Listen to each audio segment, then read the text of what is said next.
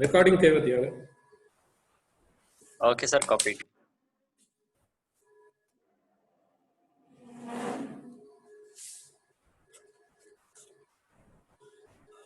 Okay, ji. So last time we were discussing the Ampere's law. So now in this lecture we are discussing the Faraday's law of electromagnetic induction. Simply, what is the Faraday's law?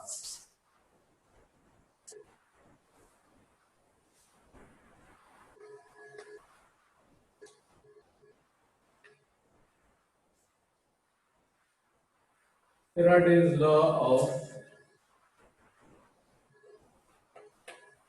electromagnetic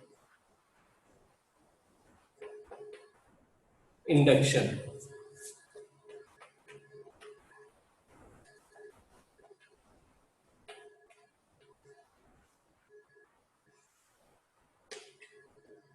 So now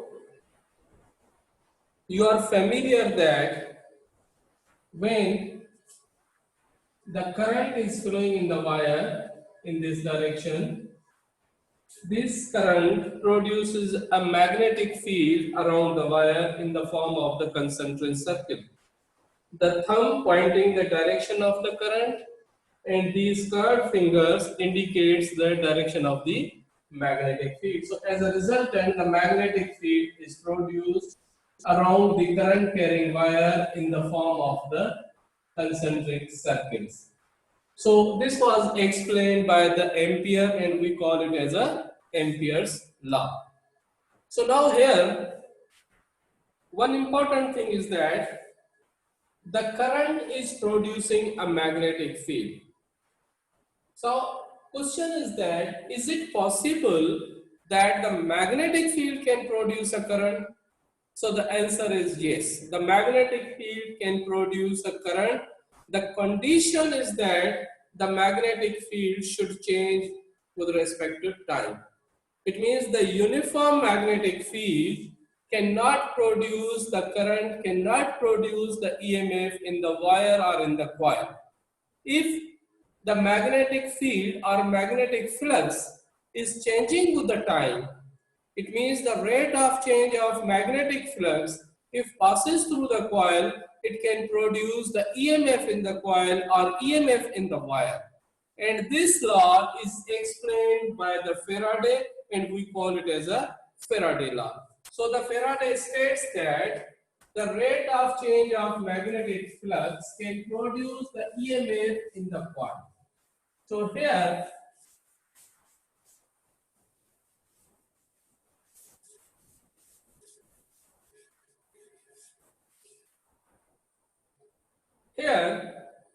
it states that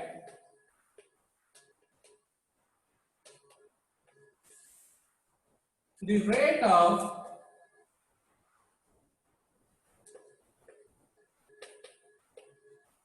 change of magnetic flux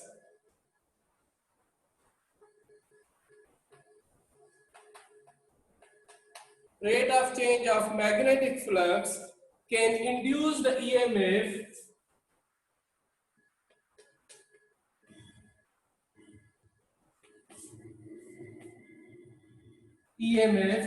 means electromotive force, can induce the EMF in the wire, your oblique coil. So it means, for example, let's say the EMF in the coil is directly proportional to the rate of change of flux. This phi is known as a magnetic flux. This phi m is equal to the magnetic flux.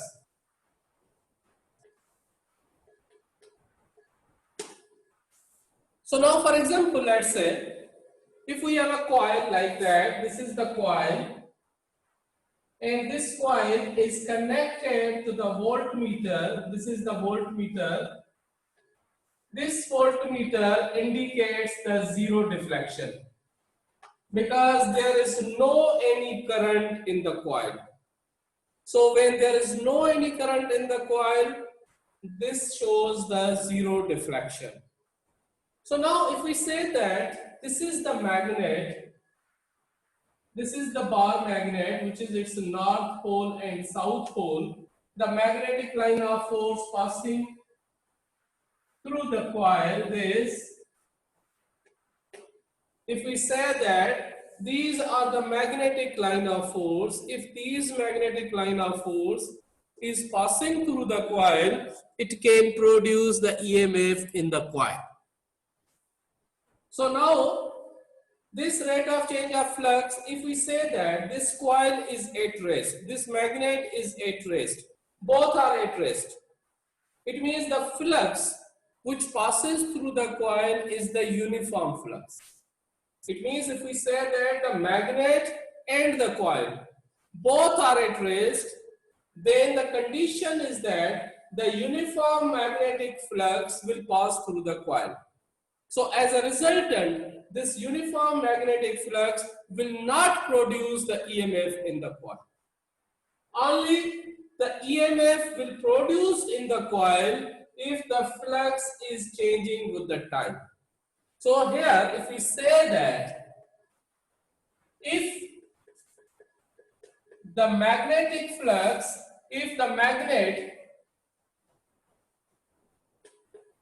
and the coil both are at rest, then the uniform magnetic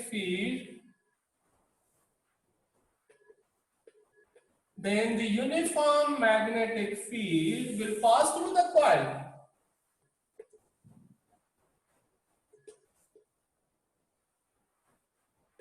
Will pass through the coil.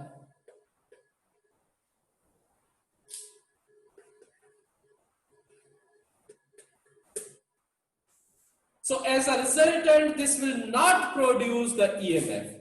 So the uniform magnetic flux, this uniform magnetic flux or uniform magnetic field which passes through the coil, it will not produce, it will not,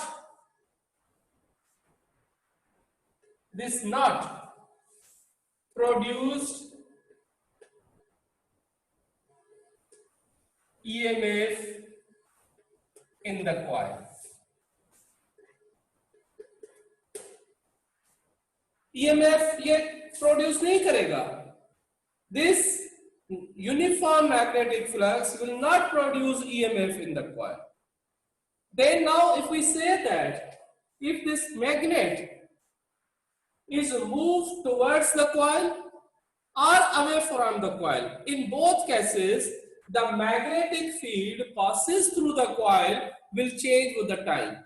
So as a resultant, the rate of change of magnetic flux which passes through the coil can produce the EMF in the coil. So now if we say that if here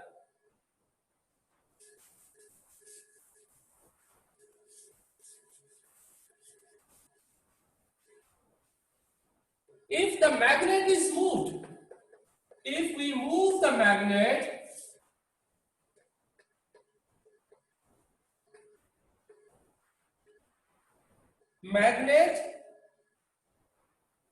towards or away from the coil,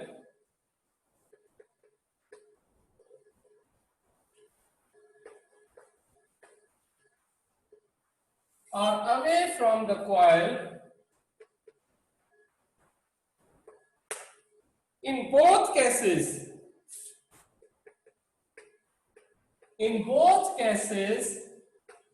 the EMF, in both cases the flux through the coil will change with the time.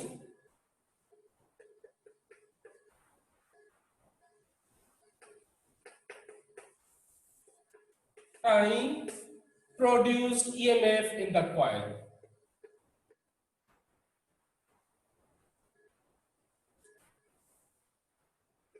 Produce EMF in the coil. So it means the rate of change of flux. So the change with the time, the flux change with the time will produce the EMF in the coil. So as a resultant, this needle will show the deflection. It means the EMF is produced in the coil. So this EMF is produced in the coil if we move the magnet towards or away from the coil with the velocity v, let's say. So here the magnet is moved towards the coil. So as a resultant, the EMF is produced in the coil. So now, question is that what is the direction of the induced current in the coil? So the direction of the induced current in the coil can be obtained by using this right hand technique, right hand rule technique. This is the right hand.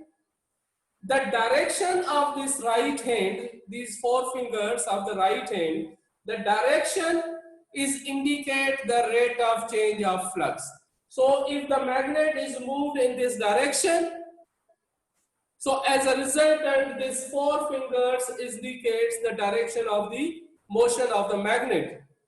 This thumb indicates the direction of the current. So as a resultant, the current in the coil is in this direction, which shows that the direction is counterclockwise. So this is the direction of the motion of the magnet, and this thumb pointing the direction of the current. So as a resultant, we can say that here, if we say that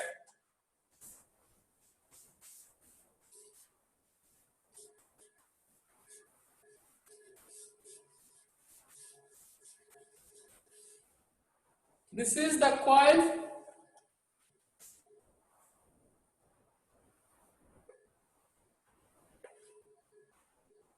the flux is changing in this direction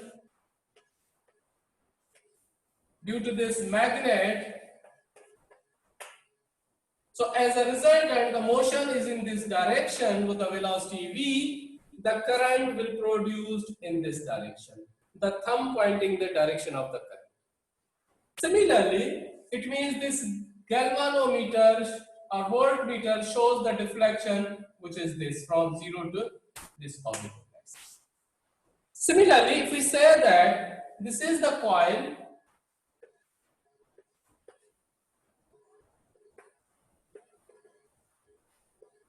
if the magnet is moved away from,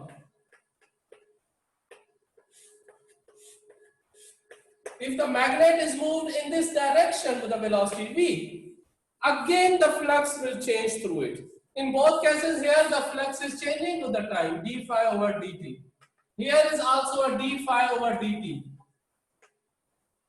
But in this case, the motion is in this direction. So as a resultant, as I discussed that, the direction of the right hand is now this. Because motion of the magnet is this. The flux is changing in this direction. So as a resultant, the direction of the current will be reversed. So the direction of the current is this. This thumb pointing the direction of the current. So now the current becomes a clockwise. So this EMF indicates in this direction, let's say. This is the direction. In the first case, the direction of EMF is this. In the second case, the direction of the EMF is this. It is reversed. So now the EMF is equal to the d phi over dt. So now this proportionality is replaced by some constant factor. So we say that the EMF E is equal to minus n d phi over dt. This n is actually the number of turns. So now if we have a single turn, so therefore the value of n is equal to 1. if we have so many turns, if we say that this is the second turn, third, fourth, fifth, and there are so many turns of the coil, so as a resultant, the flux